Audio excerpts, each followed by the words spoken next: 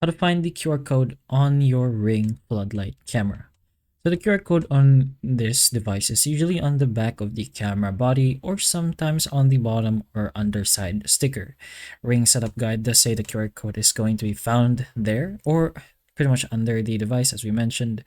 And sometimes it's gonna be on the box of the product itself. So you can take a look at around on the box or inside the manual that they usually provide.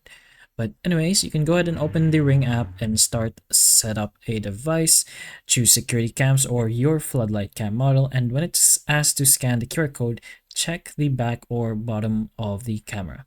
Also check the original box, the setup guide, or sticker sheet if you still have them. And if the QR code is missing or damaged, you can tap the help or can't scan option in the Ring app and follow the manual setup. So those are a few things you can put in mind if you're trying to find the QR code. So hopefully this video helps. If it can, please like and subscribe for more videos like this, and that's all.